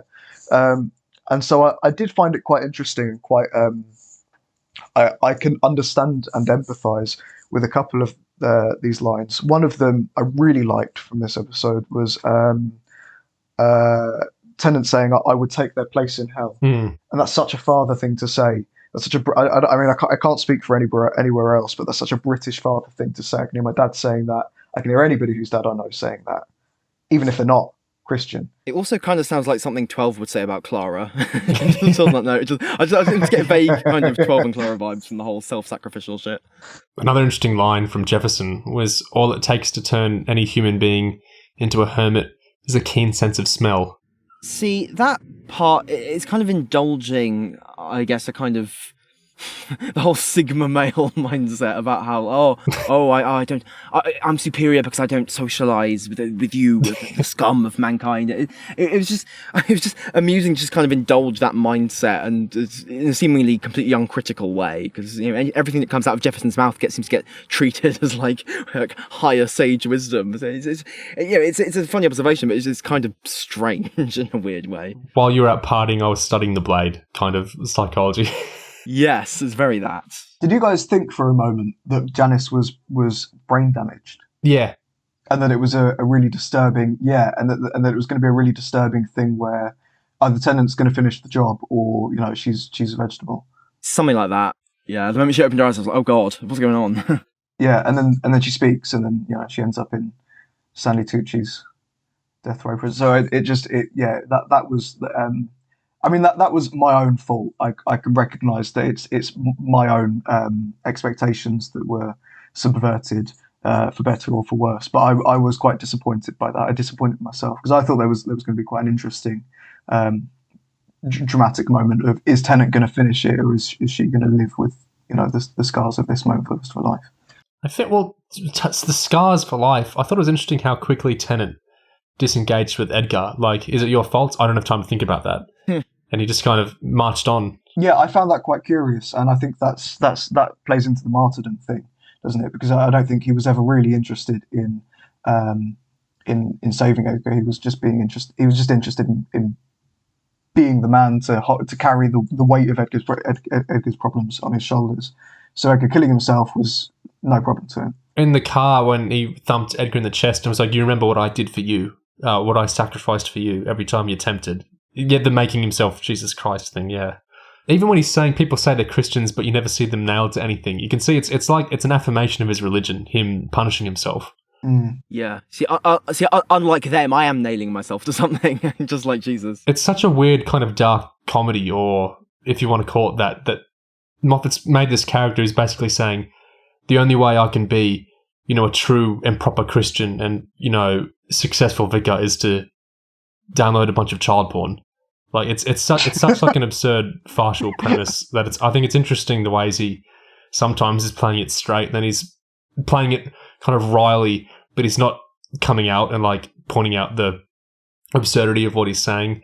I think that's another reason I was kind of disappointed by how insane Tennant went at the end. It's just because I thought I don't know if comedy is the right word. The kind of irony of what they're doing with that character and his predicament is, I think, succeeded better when it was just more kind of a weird undercurrent. Yeah, it's a very juicy concept. The serially, like, pathologically self-martyring vicar. You could go miles with that, and it sort of fizzles. It's everything people want to believe about vicars. This isn't to do with that character, but on like a seeing what is and isn't in the script, this might interest you, to do with Grieff. An interviewer asks Moffat, Grieff has remarkable resources for a guy on death row. He says he's a criminologist, but that feels like a fraction of the story. Who is he really in your mind? Moffat says, Grieff's begun treating the people in that prison more or less as his staff. I've got a version of what's going on there. I've only talked a tiny bit of it with Stanley, but he's a highly intelligent man. Combining that with the whole thing about how Moffat won't give any hints about what happened with Grieff's wife, I feel like Moffat has written this whole lore for Grieff because he's so fascinated with Grieff, but he hasn't really, when it comes to the actual show, like the show part, that fascination is not translated into really exploring the character very much. It's all just this sort of like, just building this immense lore behind this character, but not actually giving us a reason to hook into it. Tyler, do you think that the kind of sitcom-y stuff with Tennant and Mary and Edgar feels novel or like different to what Moffat's done before? Is that kind of stuff new territory for him? What he was kind of doing in the first episode before stuff went wrong? What specifically are you talking about? Like that if Harry, I mean, we uncover layers of him later on, but he's an ordinary-ish guy, at least as presented in the first episode. Oh, the I'm a vicar stuff, like when it first started. And whereas Moffat usually writes characters like Jefferson. So writing a more normalish character and doing kind of a sitcom-y stuff with a normal character rather than like a super intelligent Mark from Joking Apart or whatever. Well, no, it's not, is it? Because he's done sitcom, hasn't he? Yeah. And the sitcom is who's what's it's Steve, isn't it? It's Steven. Steve is pretty normal. Yeah, you're right. Steve is a normal guy, and Susan is a normal woman, and most of those characters. The only character I think that isn't normal is the I can't remember the character name or the actor's name. Richard Coyle's character, yeah. Yeah, the only one that isn't normal is him. Yeah, I don't know. I've seen Steven Moffat do kind of normal, funny characters before, and this is nothing new. It's nothing exciting. I don't feel particularly excited by it. I was quite excited to see David Tennant do it in episode 1. That was quite fun. I was excited to see David Tennant. I think I mentioned I liked seeing David Tennant take on a Steven Moffat script. That was quite enjoyable to watch. He seemed to get the jokes and get the gist of what's going on really well, in a way that I think that Stanley Tucci and Lydia West struggled with. I think Dolly Wells gets it very well, the Moffatisms. I'm trying to think what else I have to say about that. No, yeah, this is not. I wasn't particularly excited to see Moffat do the normal people. That's something that has been done in his works to a decent enough degree. I dare say if there's any novel aspect to the drama stuff, maybe it's just the paedophilia element, and certainly because you can't imagine. I mean, obviously, Moffat has written about kind of weird taboo shit before, but usually in a very jokey way. So I would say it's relatively new for Moffat to just try and fiddle with something incredibly sensitive like that, and maybe for good reason. Maybe because he's maybe he hasn't trusted himself with particularly sensitive subjects in the past, and maybe there might be all sorts of reasons for that. I think, do you think plausibly that his way of writing this could be compared more to RTD than some of Moffat's other stuff could be? Do you think there's any element of like proximity to RTD-ness in this? Yeah. Because that's something I've seen raised. I think so. Not like tons, but I think at least what he's doing in the first episode, which is more like kind of playing happy families. And then, it's like in Years and Years, Steven seems normal, at the start of Years and Years. And when he does something truly terrible, a bit over midway through the series, I think he still is normal in Years and Years. And that's kind of the horrifying thing about it is it's like this show, you can do truly horrible things for your family, and that happens, in real life. That's most people probably have some experience, with that, or they know someone in their family to have done something really grotesque in like defense of the family on some level. So yeah, I think that's kind of RTD-esque, because Moffat, I think, usually writes extraordinary people. Not always. Like Tyler said, his sitcoms kind of cut against that, where we might have side characters who are really crazy, but there are normal characters in them, like Steve and Sue from Coupling. But I think the kind of happy family stuff and the what if normalish person did something truly bad but was still kind of normalish through the badness is kind of in this show. But I think it's undercut because I think how cartoonish Tennant's character becomes, especially by the finale of this show, we're out of RTD territory by that point, and we're in a weird, I don't know what territory we're in there, but that is insulting to me isn't, that's somewhere new, I guess. I would maybe also say that perhaps the messiness of how Moffat approached writing this, as opposed to his usual sort of artisanal structure, maybe that's a bit more reminiscent of RTD as well. But RTD can often, I'd say RTD is more capable of making it sing, whereas Moffat is so like concerned with just accelerating and shit, like in the finale of Inside Man, where you have like multiple like you have Harry about to finish off Janice and something gets interrupted and he freaks out again and gets interrupted again and just like a million like interruptions and like, oh god, Ben's nearly killed Janice, now I have to insert myself as the murderer of Janice for another reason, and just how utterly just relentless it gets. RTD doesn't act like that really, so it's like almost trying to weave an RTD path, but it ends up in a distinctly Moffat location in a bad way. I think the whole idea of what if story was about an everyman doing X or whatever, they don't really click with me, because I think by virtue of any story, you're going to characterize your main character enough that they reach, a level of specificity. By virtue of characterizing, your main character, they're going to get specific enough that they're not really an everyman anymore. They're like a specific person, and there's like an applicability there. But does it make sense what I'm like saying there? Like, Yeah. Tennant's character is characterized enough. He's not an everyman. Like, you can relate to him or do parallels with him, but he's become so specific. And that's a good thing, because I think that's how you make a specific, detailed character. But I don't know. Everyman pictures have never really clicked with me for that reason, unless it's like an action movie, where Bruce Willis is a character so undercharacterized, you can insert into him easy. Or like a love interest in a teen movie where they're so undercharacterized that they're an everyman or every woman, in the sense that there's so little there, you can project anyone into them. But I think any show where someone gets super characterized, like even in Years and Years, you can like say that Steven is like a normal family guy, but he's so specifically characterized that even though you can say, oh, this is just like so-and-so in my life or in their life, I don't know. I don't know if I'm making sense, but I feel like they're their own person so much by that level of detail that Everyman starts to feel like a meaningless descriptor, maybe? I don't know. What do you think? It came to a point in Sherlock where Moffat assigned himself the script to deal with the fact that John Watson wasn't really an everyman anymore. Wait a minute, Neil hasn't watched Sherlock. Remember, Neil hasn't watched Sherlock. Just before you spoil anything. Yeah, I won't go into detail, obviously, but there is. Sorry, I've lost my train of thought. Sorry, I completely barged in there. John, no, it's okay. No, you're right too. John Watson, obviously, in his conception in by Arthur Conan Doyle, is the everyman character, isn't he? He's the typical Londoner who meets Sherlock Holmes, and that's something that BBC Sherlock has to deal with.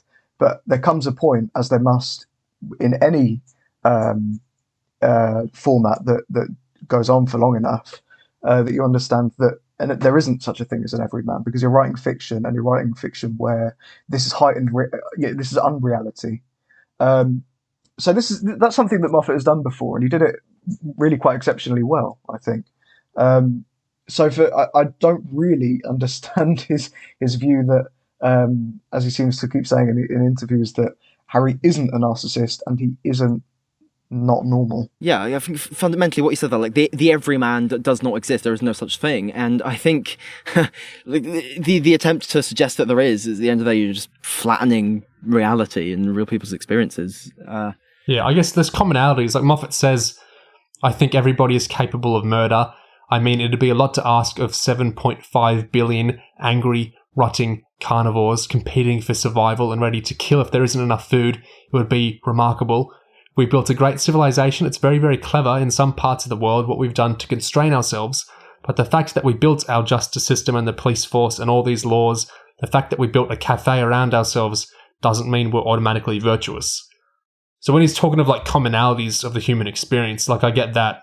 But yeah, the individuality of every person and every, detailed character is such that the way he kind of presses this idea of anyone could be Harry, it's like, well, yeah, but you've made like quite a detailed character here, and I think you're kind of reducing him to keep saying, oh, he's normal, he's not that narcissistic. Well, no, he's an interesting narcissistic character. I would kind of cling to that because he's made quite an interesting character there, more than, no, he's normal. I think that quote from Moffat that you just said about how we've created institutions and police and laws and such, I think like that's getting at a good point about the general conditions of a society which creates murderers or whatever, or like enables murder to happen, etc., etc., etc. But that doesn't really apply to the whole, everyone has something that they would kill for, because I mean, I just don't think it's true. And I think like to take the kids thing as an example, obviously Moffat uses, okay, I would kill someone for my kids. Okay, clearly that's a story. There are lots of people who would, but there are also parents who couldn't give half a shit about their kids. Yeah, so like, does that necessarily mean that they have something else that they would kill for? I don't necessarily think it does. So I think it's just a really dodgy kind of thesis to certainly want to anchor a whole show on. Could you be saying that Moffat's extrapolating out his personal experiences and thoughts to everyone and then writing on that assumption? Yeah, quite possibly. I agree with you, but isn't every writer, obviously this is quite a philosophical idea, but that's just writing, isn't it? Yeah. You're just projecting your own view of the world and your own perceptions of reality and what you see the world as. But there's a difference between like writing your sense of self or sense of something and writing as if everyone feels that way, which I think is like what Moffat's kind of toying with here, is like everyone would do this because I feel like I would do this. Sure, yeah. Not that it makes for bad writing necessarily at all, but I just think there's a kind of extrapolation. And I think that's what's gotten him in trouble sometimes, less so now, but like, you look at coupling, and so much of it is just comedic, and you could say purely comedic, and it's not meant to be taken seriously. But then sometimes in interviews and stuff, back then he was saying it seriously. So it seemed these ideas of men are being reduced, or all these certain gender ideas Moffat had, and that is a case of he's taking his thoughts and experiences, and then he's saying, and all men feel this way, or all society works this way, or at least in Britain, which is like, it's the extrapolation out.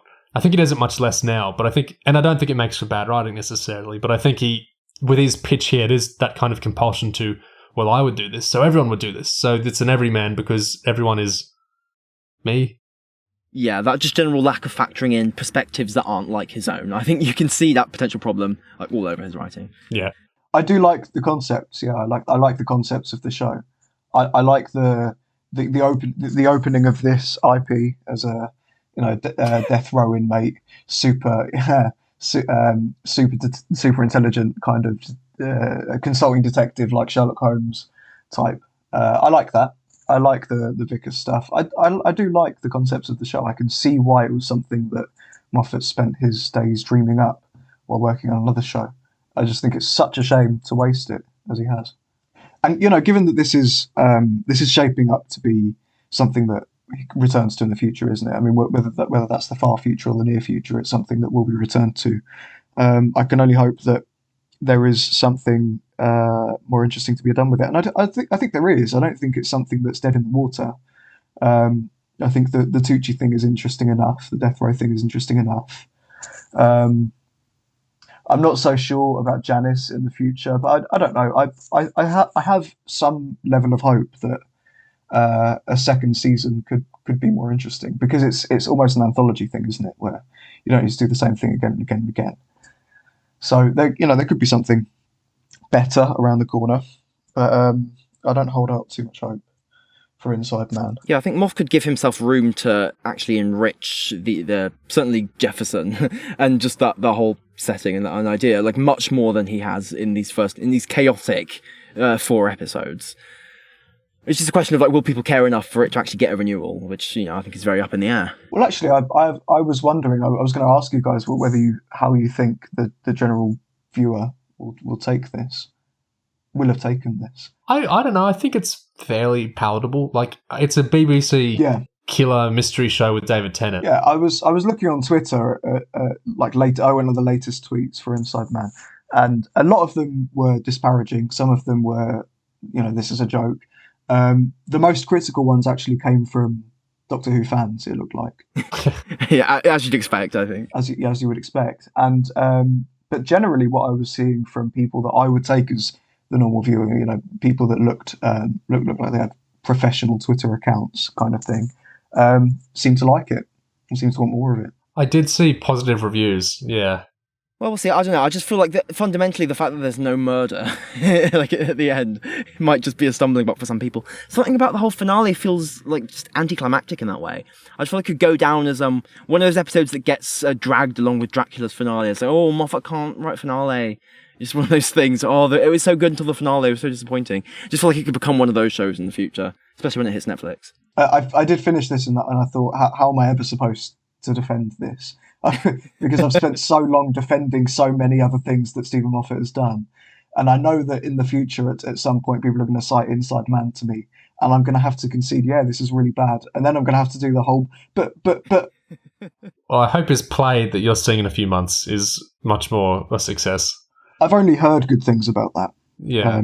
Between the really positive reception of The Unfriend, the play, and I think Time Traveller's Wife earlier this year, which me and we both really enjoyed, thought was really good. And then in the same year, you have this show, which I think we've had mixed reactions to. I think it serves to demonstrate Jefferson's maxim that no one is safe from the worst that they can do, least of all television writers. Well said. And that wraps up our discussion on Inside Man. Everyone, please let us know what you thought of the show. I'd be very interested in other people's reactions and thoughts on this show. Your thoughts and our thoughts as well. Bits you agreed with, disagreed with, other opinions. Would love to read any and all perspectives. It's a very interesting show, and I'd be very interested in any and all other thoughts on it. So please share those with us, and thank you very much for listening. Cheers.